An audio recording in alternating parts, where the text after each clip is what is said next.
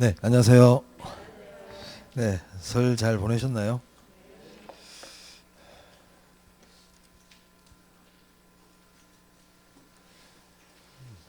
자, 우리 탄력성까지 다 했죠. 자, 오늘은 114페이지입니다. 경기 변동.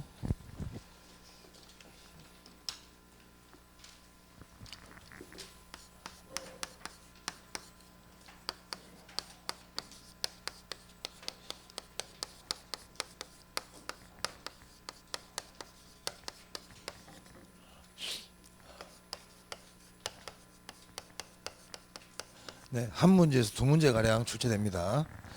자, 책을 한번 볼까요? 114페이지요.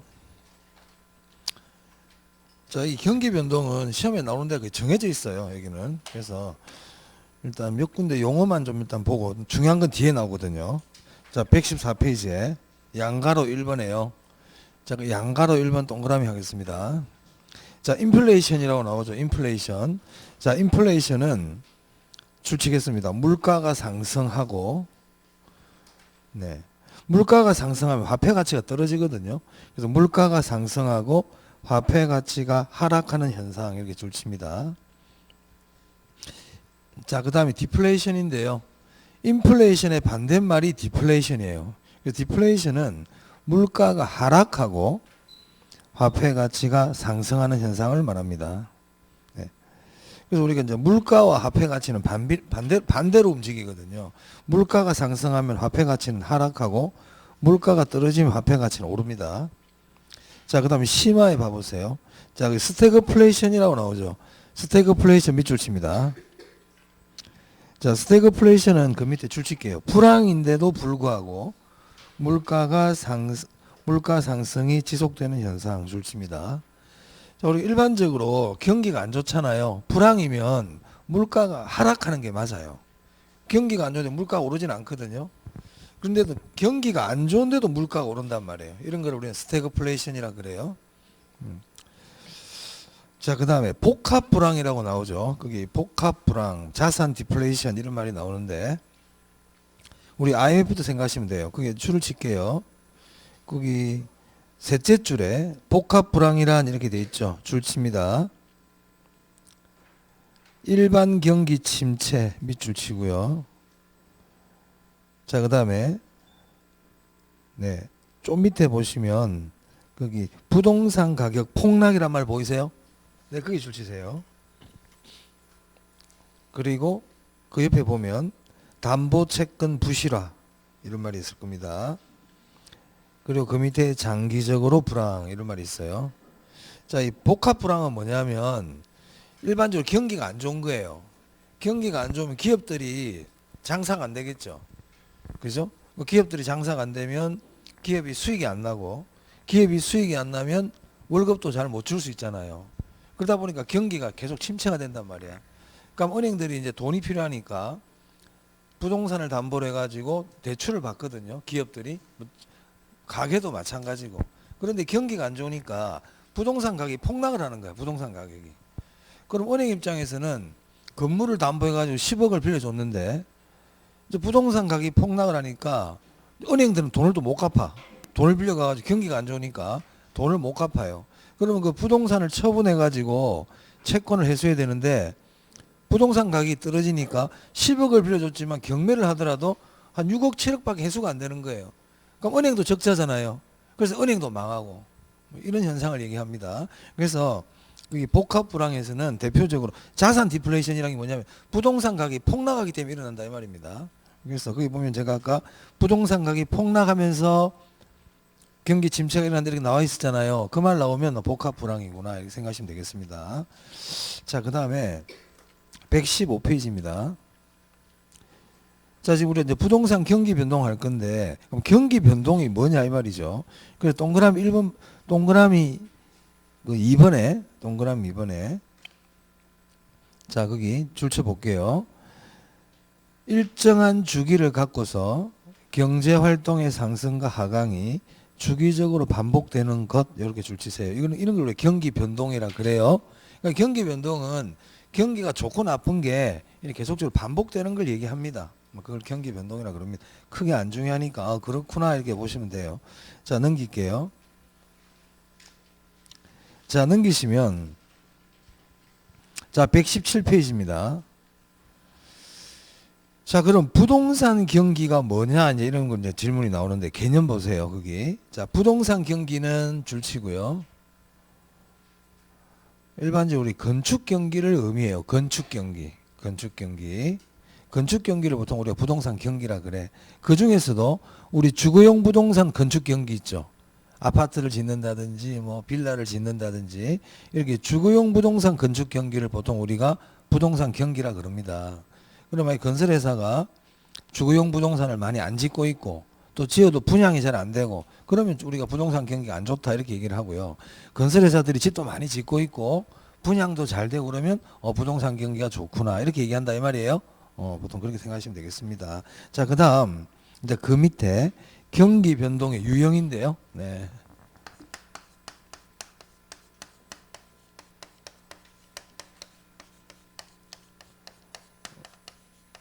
자, 여기 이제 네모합니다. 이 경기 변동의 유형은 크게 둘로 나눌 수 있어요. 둘로. 첫 번째는 순환적 변동.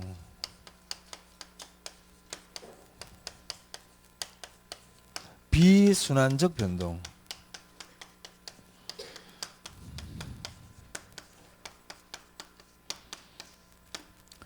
우리가 순환이라는 게 뭡니까? 이렇게 한 바퀴 도는 걸 순환이라 그러죠. 그죠? 순환적 변동은 부동산 경기가 이렇게 좋고 나쁜 게 이렇게 계속 반복되는 걸 얘기합니다. 이걸 순환적 변동이라 그래요. 그럼 비순환적 변동은 계속 반복되는 게 아니고 한 번씩 나타나는 거예요. 한 번씩 경기가 좋았다가 또 이따부터 갑자기 나빠졌다가 이렇게 한 번씩 나타나는 건 비순환적 변동이에요. 자, 비순환적 변동에는 종류가 3개 있는데 이건 제가 조금 이따 다시 할 겁니다. 계절적 변동, 무작위적 변동. 이 무작위적 변동을 불규칙 변동이라고도 그래요.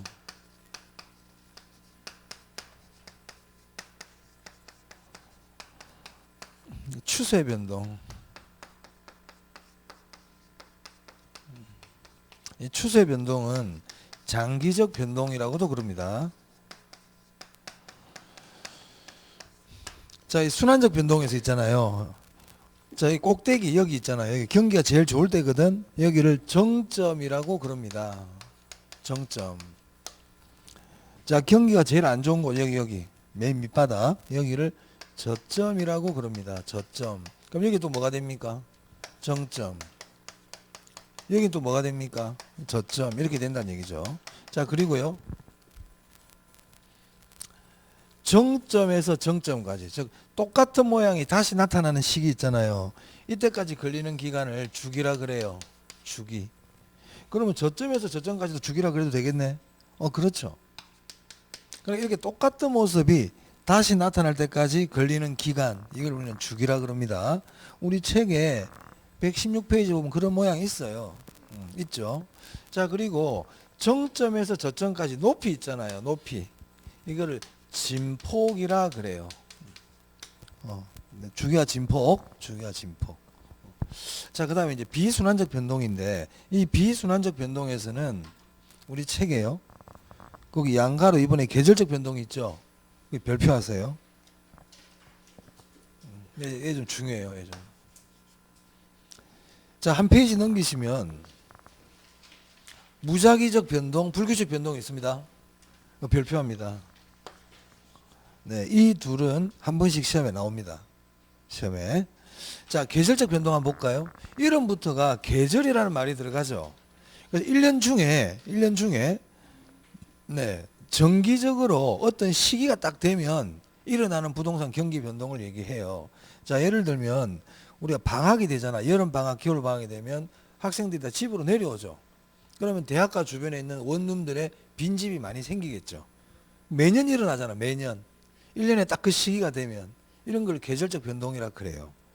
아이스크림 가게는 언제가 호황일까요? 아이스크림 회사들은 여름이겠죠. 계절적 변동이에요. 여름 되면 아이스크림이 많이 팔리더라. 1년에 딱 여름이 되면 아이스크림이 많이 팔려. 그런 걸 계절적 변동이라 그래요. 우리 이사는 여름 겨울에 많이 다녀요. 봄 가을에 이사를 많이 해요. 봄, 가을 되면 이사를 많이 하니까 이삿짐 센터 애들이 바쁘더란 말이에요. 그분들이. 그것도 무슨 변동일까요? 뭔지 아시겠어요? 그 1년 중에 딱 특정 그 시기가 되면 경기가 좋고 나쁜 게 나타나더라 이 말입니다. 그거를 계절적 변동이라 그럽니다. 자, 그다음 그 책 볼게요. 그래서 계절적 변동이라 밑줄 적어도 1년에 한 번씩 정기적으로 나타나는 변화 줄 치세요. 여기 정기적이라는 게 뭐예요? 일정한 그 기간이 되면 나타난다는 겁니다.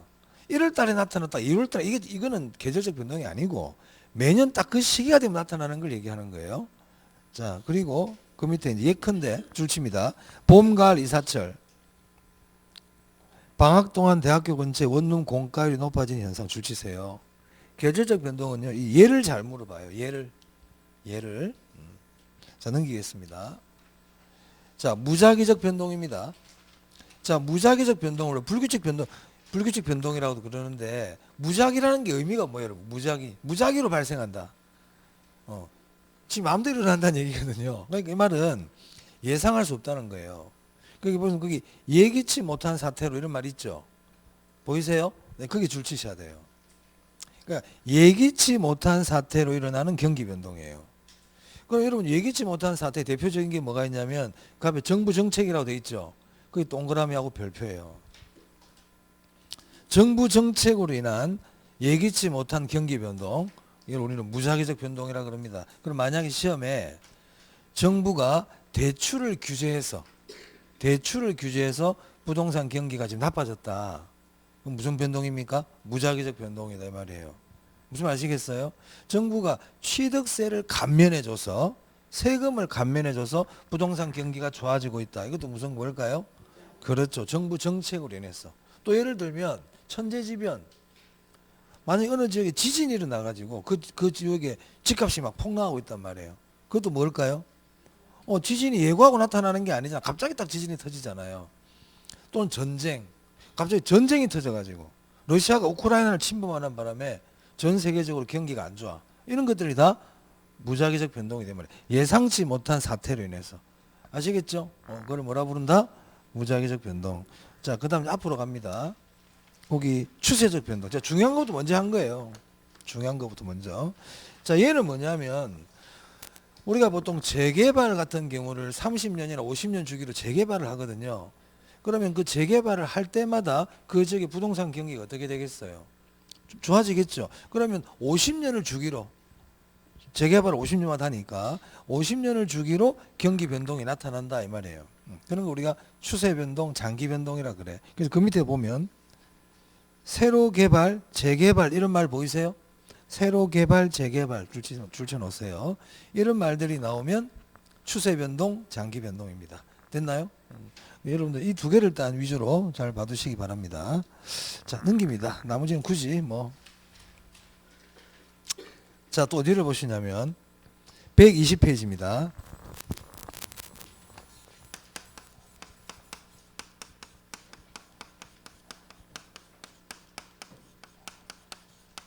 오늘 날씨가 좀 풀린답니까? 오늘까지 춥대요? 몰라요? 공부한다고 관심이 없어가지고. 좋아. 그런 거 인정. 공부한다고 뉴스 볼 시간이 없다, 그죠? 자, 여기는 별표 하세요. 네, 시험에 잘 내요. 우리 경기 변동에서는 한 문제 나오고요. 나중에 뒤에 거미집 이론이라고 있거든. 거기서 한 문제 나온단 말이야. 그럼 두 문제가 그렇게 나와요. 그러니까 경기 변동 시험에 나오는 데가 거의 정해져 있어. 대표적인 데 여기야. 여기 잘 아셔야 돼요. 그러니까 부동산 경기 변동의 특징이라는 건 무슨 말이냐면 우리가 경기 변동은 일반 경기가 있고요. 부동산 경기가 있어요. 일반 경기는 장사가 잘 되느냐 안 되느냐, 공장이 잘 돌아가느냐 안 돌아가느냐, 수출이 잘 되느냐 안 되느냐, 이런 게 일반 경기예요. 일반 경기. 기업과 관계되는 경기들 있죠. 이게 일반 경기란 말이에요. 부동산 경기는 제가 아까 건축 경기라 그랬죠. 그러면 부동산 경기가 일반 경기에 비해서 가지고 있는 특징이 있단 말이에요. 그래서 이 부동산 경기 변동의 특징이라는 거는 일반 경기 변동에 비해서 부동산 경기 변동이 가지고 있는 특징, 이런 의미입니다. 네. 무슨 말인지 이해되세요? 그러니까 부동산 경기 변동이 가지고 있는 특징이야. 일반 경기에 비해서. 자, 양가로 1번 봐보세요. 그 별표예요. 자, 줄치겠습니다. 주기가 더 길다. 그럼 여기서 주기가 더 길다는 거는 무슨 말이에요?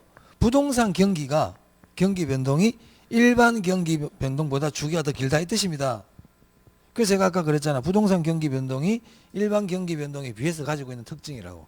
안 그러면 앞에 것도 줄을 더 치시든지. 그 앞에 적혀 있죠. 부동산 경기는 일반 경기보다 주기가 더 길다. 다 치든지. 아니면은 주기가 더 길다. 부동산 경기가 일반 경기에 비해서. 아까 주기 말씀드렸죠. 이게 더 길다고요. 그러니까 일반 경기는 정점에서 정점까지 뭐 5년마다 돌아온다면 부동산 경기는 5년보다 더 걸리더라 이 말이야. 정점에서 정점까지. 네. 자, 그다음 양가로 2번 별표예요. 자, 거기 보면 저점이 깊고 정점이 높아. 자, 저점이 깊고요. 정점이 높대. 그럼 진폭이 어떻겠어요?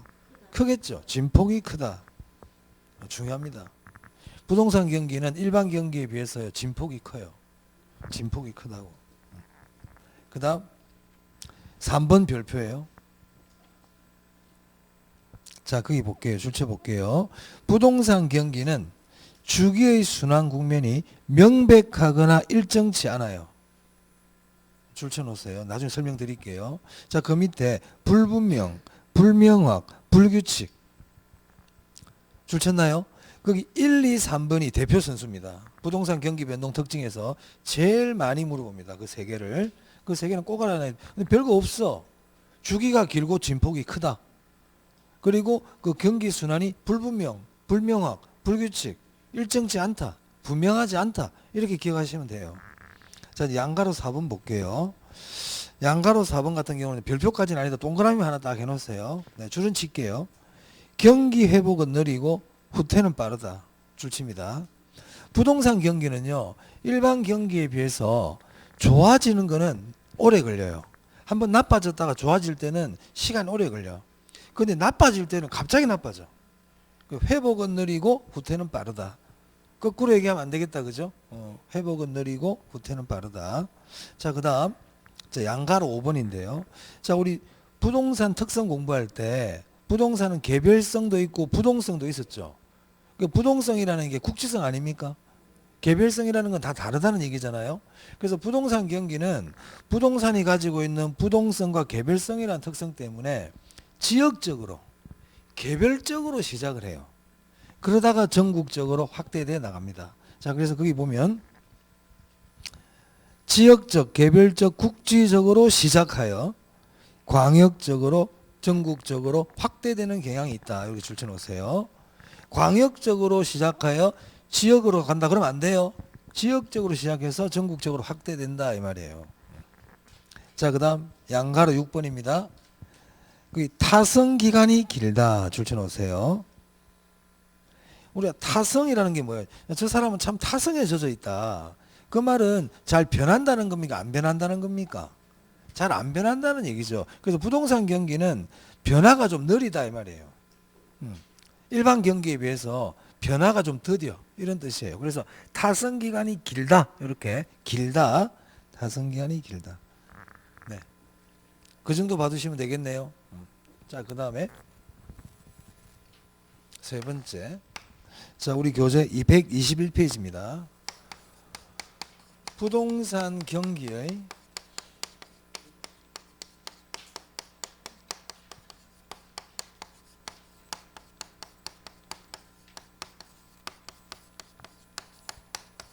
네.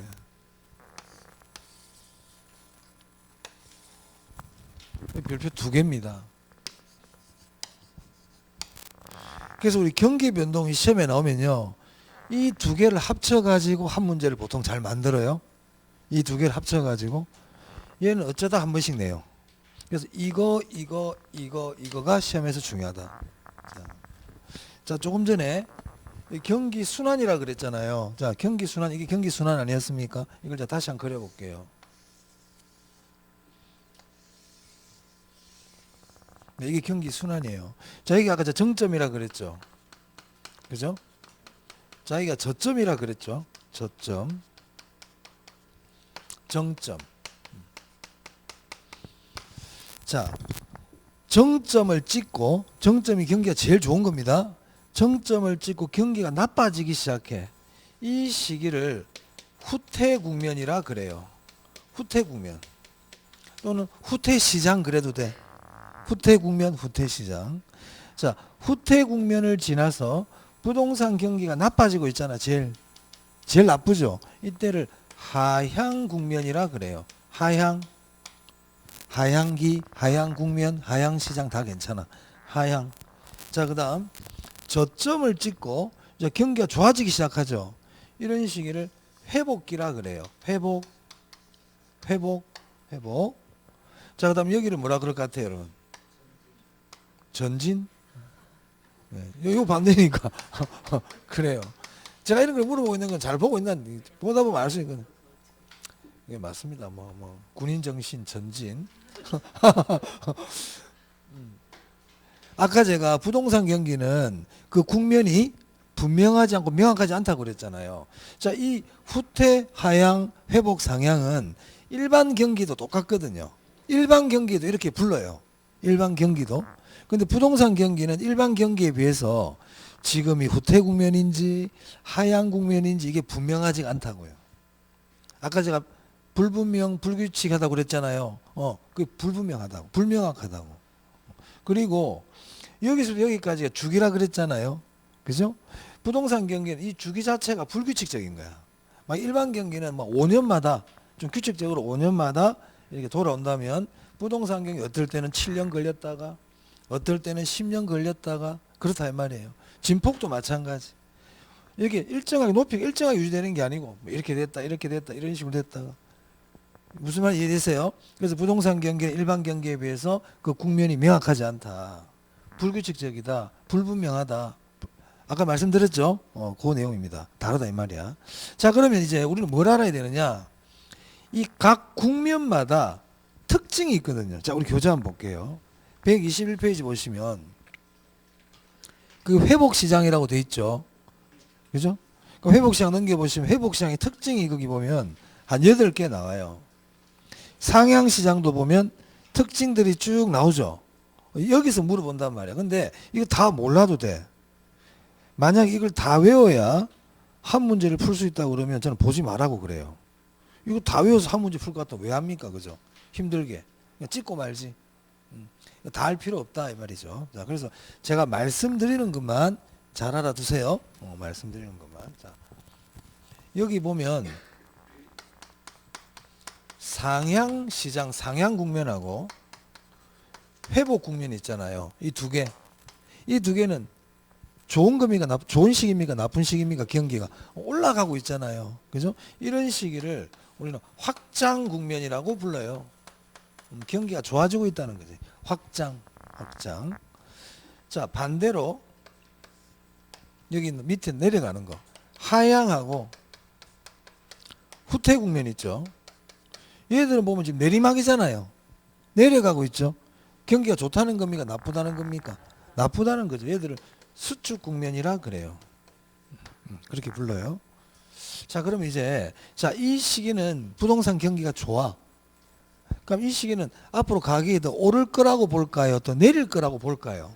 더 올라갈 거라고 보고 있겠죠. 사람들 생각이. 맞아요? 그럼 이 시기는 부동산을 팔려고 그럴까요? 살려고 그럴까요? 고민돼?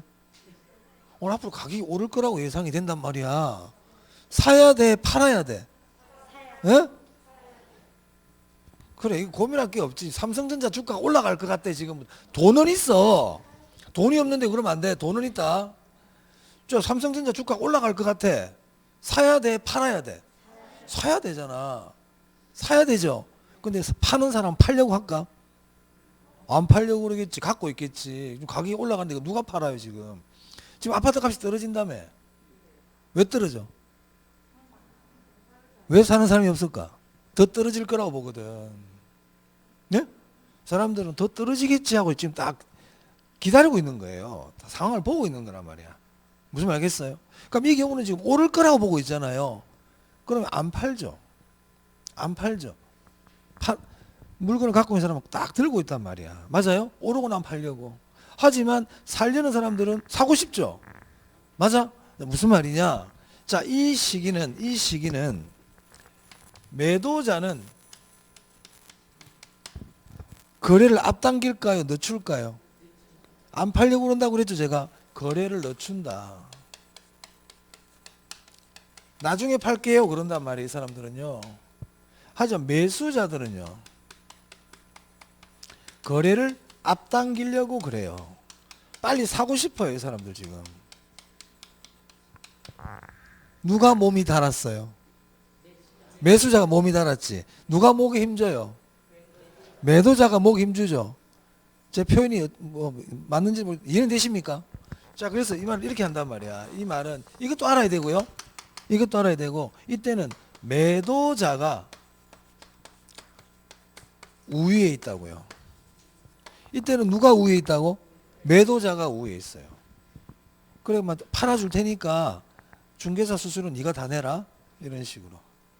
양도세도 좀 네가 좀 내줬으면 좋겠는데 뭐 이런 식으로. 무슨 말 알겠어요? 안 그러면 나 안 팔래, 이런 거예요. 매도자가 우위에 있다고. 자, 얘는 그럼 누가 우위에 있겠어요? 반대로 생각하면 되겠죠. 그래서 이때는 누가 우위에 있다? 매수자가 우위에 있죠. 왜냐하면 이때는 가격이 더 떨어질 거라고 보기 때문에 안 살려고 그래요. 근데 집을 갖고 있는 사람은 빨리 팔아버려야 되겠지. 지금 비슷하다니까. 빨리 팔아버려야 되는 거야. 지금 봐, 은행 이자도 올라가고 집값이 더 떨어질 것 같고, 그러니까 팔려고 내놓죠, 사람들이. 근데 살 사람들은 안 사죠. 그럼 누가 우위에 있어요? 전세도 마찬가지야. 전세 가격 폭락하고 있잖아. 그럼 전세 값이 더 떨어질 거라고 보지. 그럼 전세 필요한 사람들은 전세를 지금 안 얻으려고 그래. 그러니까는 오늘 아침 뉴스 보니까 나오대. 전세 그 집주인들이 뭐 깎아주고 뭐 주고 막 이렇게 하잖아요. 맞죠? 누가 우위에 있어요? 이해되십니까, 이거? 기억합니다. 일단 누가 우위에 있는지 이거 기억하시고요. 그 다음에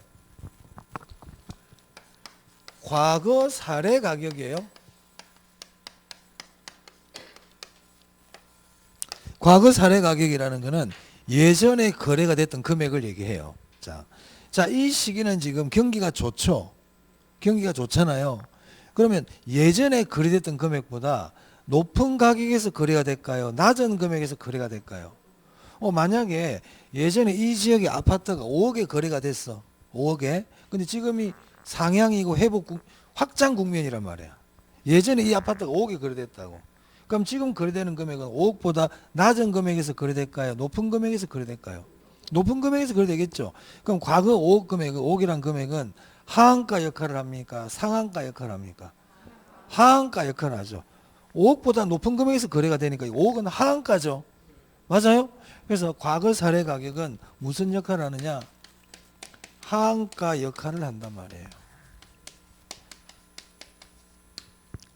자, 지금 올라가고 있잖아요. 과거는 밑에 있지. 그렇게 가서 올라가고 있다. 과거는 내 아래에 있다. 하한가. 시험장에 가서는요, 답을 빨리 찾을 때는요, 자, 상이잖아요. 상상 그러면 안 돼요. 상한가로 잘 낸단 말이에요. 상이면 뭐라고 여기? 하한가입니다. 그러니까 경기가 좋을 때는 과거는 하한가다. 오케이? 중요해. 자, 그 다음 얘 한번 볼까요? 지금 경기가 안 좋아요. 그럼 과거 가격보다는 다 낮은 금액에서 거래가 되겠죠. 그럼 과거 가격은 지금 무슨 역할을 한다? 상한가 역할을 하죠. 이 두 개만 아시면 되겠어요. 누가 우위에 있고 과거 사례 가격은 어떤 역할을 하는지 그 두 개만 기억합니다. 자, 책 한번 볼게요. 자, 회복시장 122페이지 넘깁니다. 122페이지. 자, 거기 보시면 동그라미 4번 보세요. 지금 회복기니까 경기가 좋아지는 거잖아요. 하한선. 기준 가격은 신경 안 써도 돼. 하한선. 과거 사례 가격은 하한선이 돼요.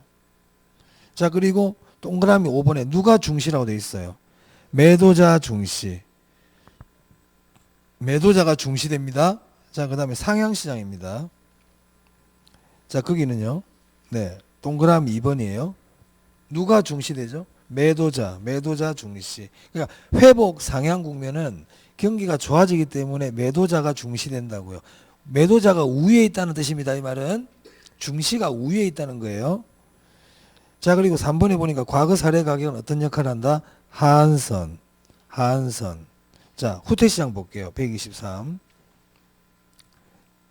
동그라미 4번입니다. 매수자 중시.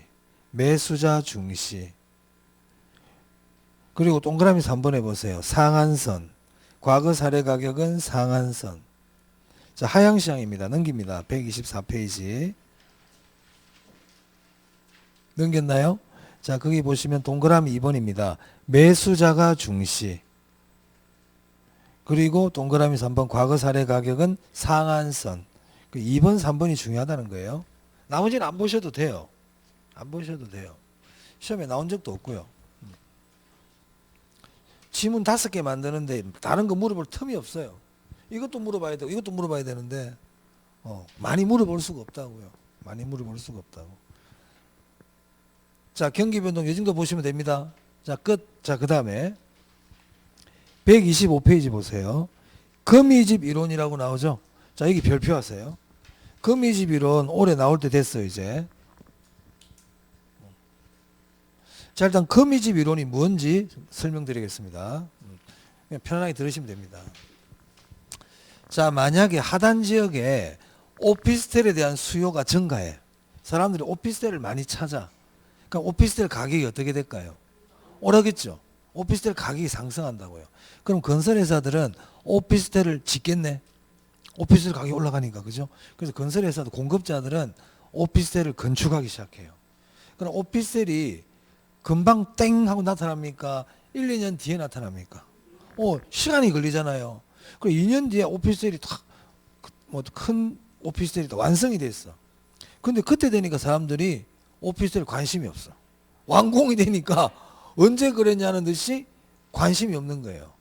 자, 그런데 이 거미지 모형은 만든 거는 다 팔아야 돼. 재고가 없다고 가정을 해요. 다 팔아야 된단 말이야. 그럼 이걸 다 팔려고 그러면 어떻게 해야 될까요? 가격을 내려야 되겠죠. 자, 그럼 아까 오피스텔을 다 만들었는데도 사람들이 안 산다고 그랬잖아.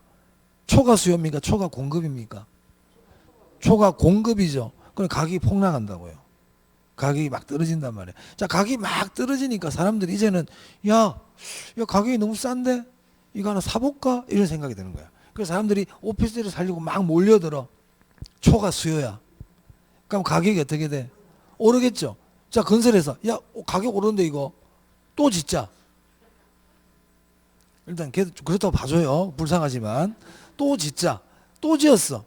그래 또 완공이 됐거든. 2년 뒤에 또 안 사네. 또 초과 공급이지. 또 어떻게 가격 폭락. 가격이 싸네. 야, 사자. 초과 수요 폭등. 또 짓자.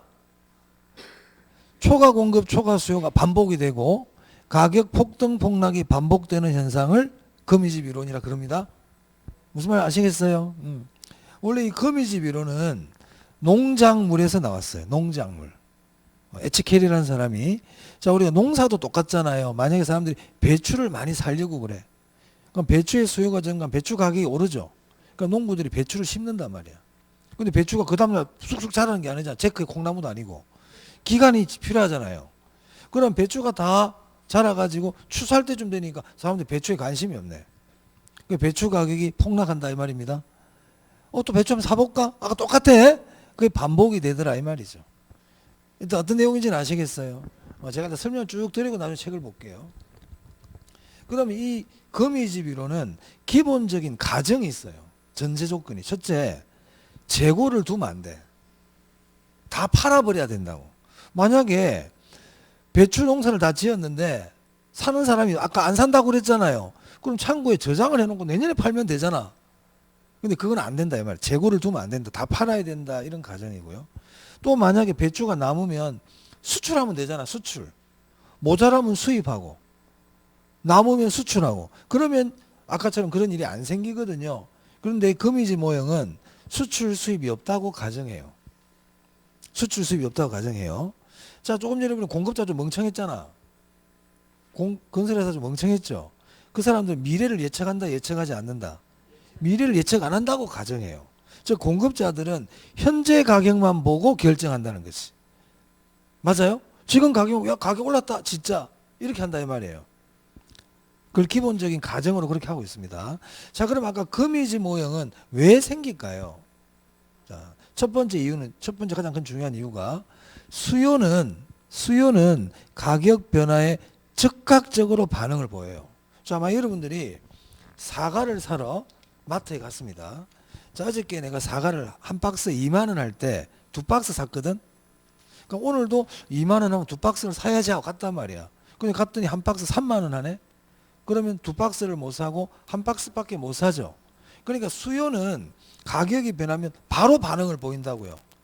그러니까 가격 변화의 수요량은 즉각적으로 나타나요. 맞아요? 자, 근데 공급량은요. 자, 가격이 올랐단 말이야. 가격이 변했지.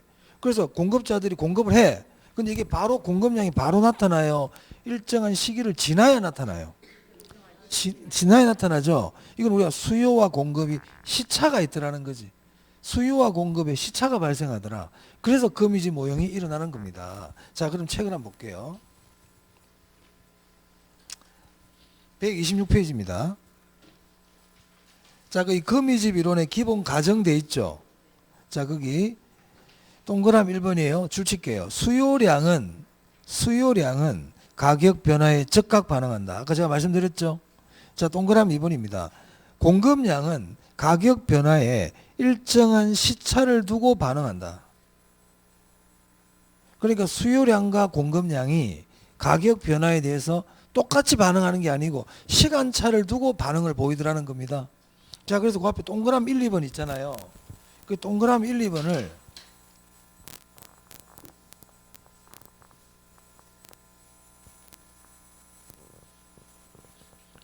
여기 동그라미 1번하고 2번하고 이렇게 있잖아요. 책에. 여기 딱 묶어요. 이렇게 딱 묶어요. 묶어서 그 앞에다가 좀 적어주세요. 초과 공급, 초과 수요, 반복.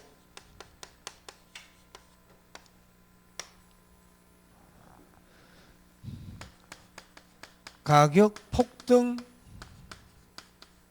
폭락, 반복.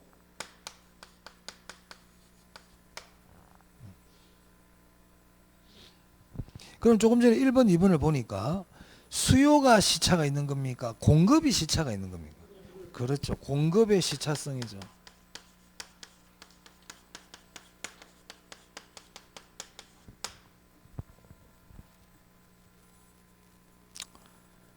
자, 그럼 공급이 지금 탄력적인 겁니까? 이게 비탄력적인 겁니까? 가격이 변했는데 공급량이 바로 늘어나요? 좀 이따 늘어나요? 공급이 즉각 잘 안 늘어나죠?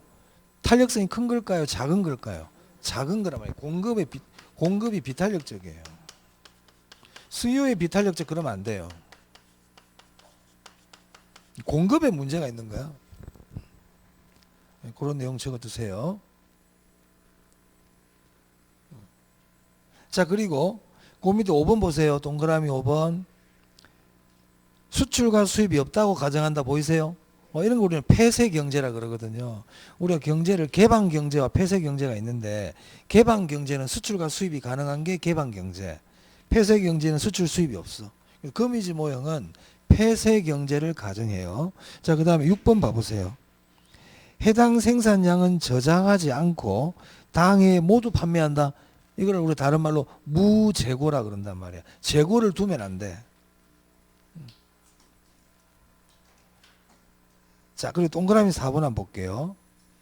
공급자는 미래 가격과 양에 대한 정보 부족으로 합리성이 결여되어 있음을 전제한다. 즉 공급자는 밑줄, 합리성이 결여 밑줄.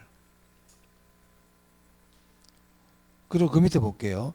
공급자는 현재의 시장 가격이나 임대료만을 고려. 밑줄 치세요. 아까 제가 공급자는 현재 가격에만 반응을 보인다 그랬죠. 미래를 예측해요? 미래를 예측 못해요? 미래를 예측 못해요. 그 밑에 보니까 미래의 가격이나 양을 예측하지 못한다 이 말이에요. 자, 그럼 만약에요. 만약에 그럼 공급자가 미래를 예측한다든지 수출과 수입이 가능하다든지 재고가 가능하다든지 그러면 거미지 모형은 발생한다 발생하지 않는다? 발생하지 않죠. 그 전제 조건이 아니니까. 그래서 거기 보면 이렇게 돼 있네요. 만일 공급자가 미래를 합리적으로 예측하거나 저장 또는 수출입이 가능하다면 거미집 이론이 잘 적용되지 않을 것이다. 이런 말이 나오네요. 그렇죠. 자, 127페이지 한번 봐보세요.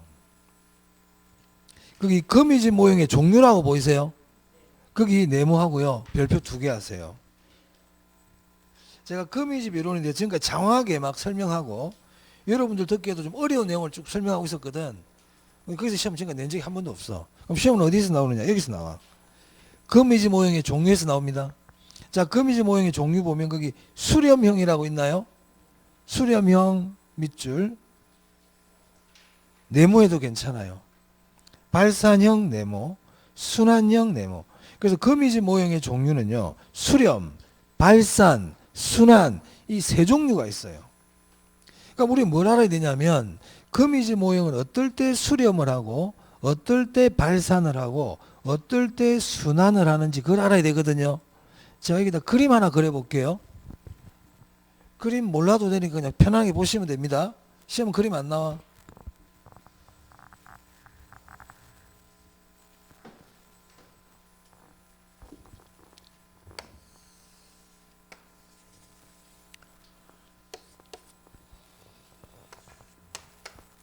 자, 수요 곡선.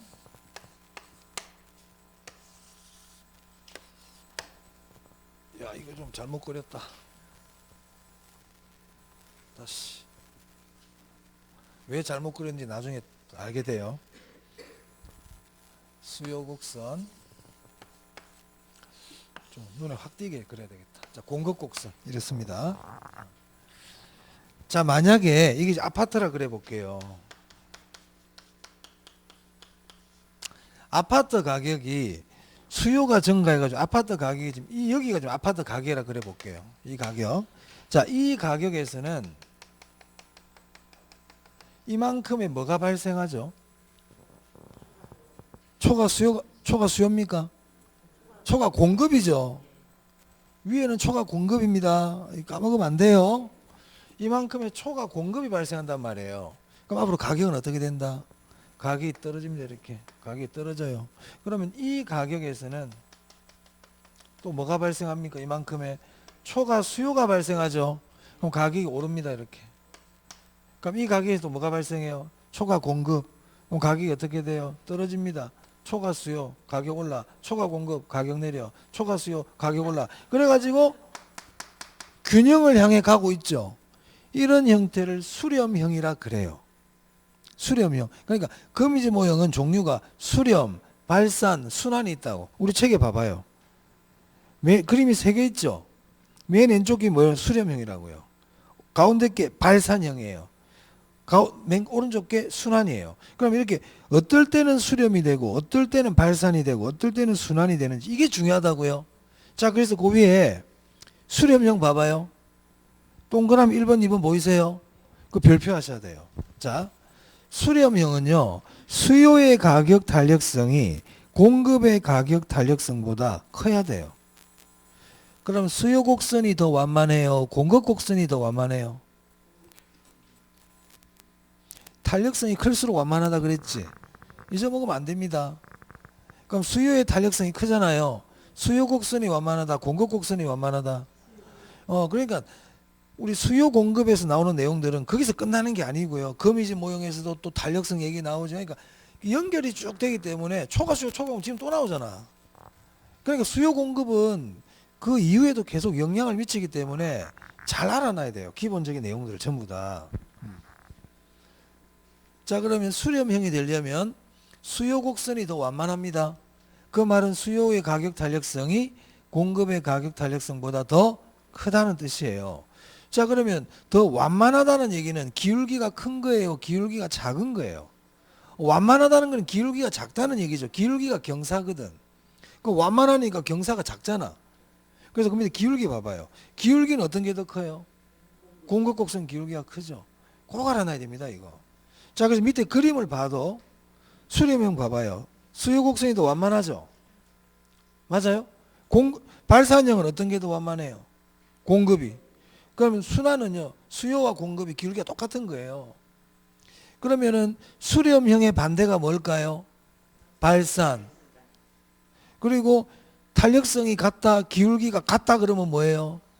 그러면 세 개 다 외워야 돼요? 하나만 기억하면 될 것 같아요? 수렴형 하나만 잘 외우면 되죠. 맞아요? 그래서 보통 이거를 앞글자를 따서 외우는 분도 있어요. 이건 앞글자 따는 것도 괜찮은 것 같아. 수탄수 이렇게 보통 기억하면. 수요의 탄력성이 크면 수렴한다. 수탄수. 수탄수 그런데 이게 어디 써먹는지 모르면 안 되겠지. 거미지 모형에서 쓰는 거예요. 자, 그러면요, 한 페이지 넘겨보세요. 예제 한번 보겠습니다. 예제. 자, 그 예제를 보면 우리 수험생분들 이런 문제를 처음에 딱 접하면요, 화가 나려고 그러죠. 문제도 긴데다가 박스에 보니까 숫자도 막 보이고 신경질 납니다. 이런 문제 보면. 자, 만약 여러분 시험장에 갔는데 이거는 쉬운 문제지만 좀 문제를 읽기가 좀 싫을 때가 있잖아. 어려우니까 문제 읽기 싫을 때가 있지. 그때는 지문을 먼저 보는 것도 괜찮아요. 지문이 짧죠. 맞아요? 자, 지문을 봤더니 수렴, 발산 이런 말들이 보입니까? 그럼 이건 거미집 문제구나 생각하시면 돼요. 응? 항상 우리가 문제가 나올 때는 이게 어디서 묻는 문제인지를 파악하는 게 중요하거든요. 얘는 거미집이야, 거미집. 수렴, 발산이라는 말이 나오는 거는 거미집 모형밖에 없거든요. 자, 그럼 이 보니까 수렴이냐 발산이냐를 묻고 있죠. 맞아요? 근데 그 문제 자료를 보니까 그럼 이게 거미집인지 알았잖아. 그럼 1번의 그 긴 문제는 읽을 필요가 있을까? 안 읽어도 돼요. 이거 왜 읽고 있어, 이거를? 읽을 이유가 전혀 없어요. 그럼 이게 수렴인지 발산인지 순환인지를 알면 되거든요. 근데 그 박스 안에 보니까요, 탄력성, 기울기는 걸 안 가르쳐 주고 있죠. 식이 쭉 나와 있잖아. 그럼 이 말은 우리 보고 기울기 구하라는 뜻이에요. 그래서 옆에 적어요. 박스 옆에다가. 기울기를 구한다. 이렇게 식이 나오면 기울기를 구하는 거예요. 뭐 구하는 거라고요? 자, 그래서 지금부터 제가 기울기 구하는 법 알려드립니다. 이 기울기 구하는 방법은요, 이제 여러분 꼭 하셔야 돼요. 이제는 거미집 문제뿐만 아니라 수요 공급에서도 기울기를 묻는 문제가 나오기 때문에 기울기 구할 줄 알아야 돼. 자, 기울기 한번 구해 볼게요. 좀 춥노.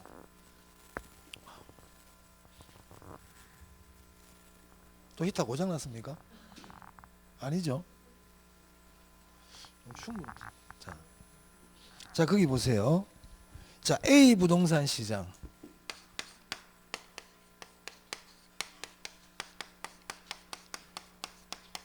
자, A 부동산 시장에 보니까 식이 지금 하나 나오는데요. 이 P는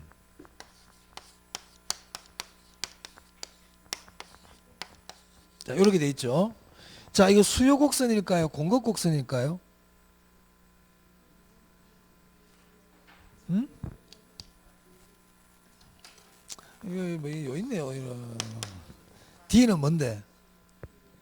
D가 수요인지 공급인지도 모르는 게 굉장히 곤란한데, 이거 어떡하지 이를 지금. D가 수요 아니에요. 이거 내 D 수요. 그러니까 D가 수요인지 공급인지 모르는데 이거 하면 망하겠노 이거. 응? 수요죠. D는 수요다. S는 뭐야 그러면? 그래. 그것도 얘기해 줄 걸 그랬나? 제가 그럴 때 D 적고 S 적잖아. 이렇게 아까도 적었는데. 자, 이건 D가 있죠. 수요 곡선이라고요. 또는요, 자, P의 부호가 뭐예요? 플러스죠. 앞에 아무것도 없다는 건 플러스잖아. Q의 부호는 뭐예요? 그럼 P와 Q의 부호가 다르네. 그지? 그 말은 P와 Q가 반대로 움직인다는 뜻이야. 우하향한다고요. 반비례. 그게 수요지. 그럼 이게 수요 곡선 딱 적고. 자, 그 다음 3P는 300 플러스 4QS. 3P는 300 플러스 4QS. 그럼 얘는 무슨 곡선이에요? 그렇죠. S가 있으니까. 시험에 다 적어줘요. 적어줘요. D는 수요, S는 공급이야. 자, 이건 공급 곡선이네요. 그럼 이제 수요 곡선과 공급 곡선의 기울기를 구하겠다는 거예요. 기울기. 자, 기울기 어떻게 구하는지 여기다 한번 적어 보겠습니다. 기울기 구하는 법. 그냥 제가 만들어낸 방법이니까 P 앞의 숫자를 Q 앞의 숫자 분모로 보냅니다. P 앞의 숫자를 Q 앞의 숫자 분모로 보냅니다. 시킨 대로 해볼게요, 제가. 자, P 앞에 숫자가 있네. 얼마예요? 2죠? 2예요. Q 앞에 숫자는 안 보이는데 아무것도 없으면 뭐가 있는가 이거? 0 그러면 안 돼요. 뭐가 있다고요? 1이 있어요. 0이면 0이 돼버리는데 1이 있죠? 아무것도 없으면 1이 있는 거야. 오케이? 자, 그러면 얘를 어디로 보내라고요? 분모가 위로 가는 게 아니지. 밑으로 가는 게 분모다. 설마 또 위로 보낸 사람 있을라 또. 지금 이게 예측을 못 하겠어 이거. 무작위적 변동인데. 여기로 간다고요. 여기로. 분모로. 자, 그러면 지금 2분의 1이라는 숫자가 생겼습니까? 마이너스 필요 없어요. 절대값이기 때문에. 기울기 절대값 붙이거든. 마이너스 필요 없어. 그럼 기울기 얼마인데? 2분의 1이라고요. 2분의 1. 자, 공급곡선 기울기 한번 해봅시다. 자, P 앞에 숫자를 여기로 보내라고요. 그럼 기울기 얼마인데요? 이게 기울기라고요. 할 수 있겠어요? 그럼 시험장 갔을 때 여러분 착각할 수 있는 거는 Q 앞에 숫자를 보내는 게 조심스럽지. 어디 앞에 숫자를 보내라고? P 앞에 숫자를 보낸다고요. P 앞에 숫자를 보내야 돼. P 앞에 숫자를 보내야 돼. 피해! P 앞에 숫자야. 피해! Q 밑으로 피해. Q 앞에 숫자 밑으로 피해. 피해. 아시겠죠? 내가 참 이제 차 타고 다니는데 오늘 뭐 어떻게 얘기하면 빨리 기억할까? 피해! 운전하면서 피해! 됐어요? 연습 몇 개 더 해볼게요.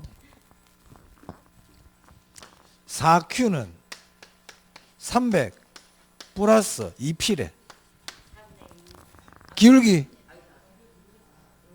그래, 4분의 2 하는 분이 있을 것 같아 이렇게 내는 거야 내가.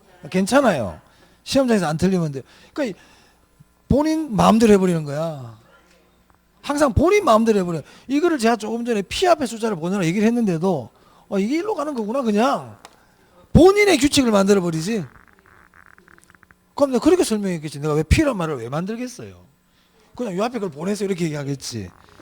P 앞에 숫자를 보내는 겁니다. P 앞에 숫자 얘죠. 얘를 보내는 거예요. 열로. 이리로. 오케이?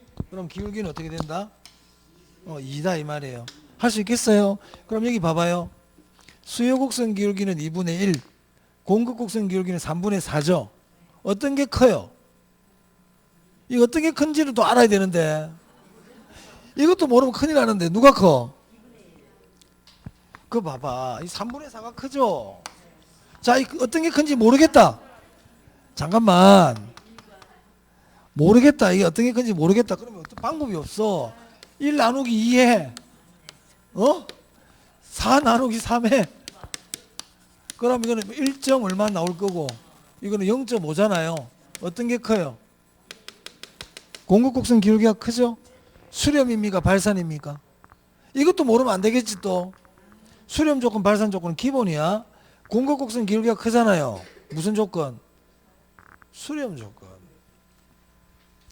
수렴 조건부터 꼭 외우고 시작하세요. 수렴 조건부터 외우고 시작해야 돼요. 백날 기울기 구하면 뭐예요? 수렴 조건, 발산 조건을 모르는데. 그럼 의미가 없잖아. 수렴 조건, 탄력성은 수요곡선이 큰 거고요. 기울기는 공급곡선이 큰 거예요.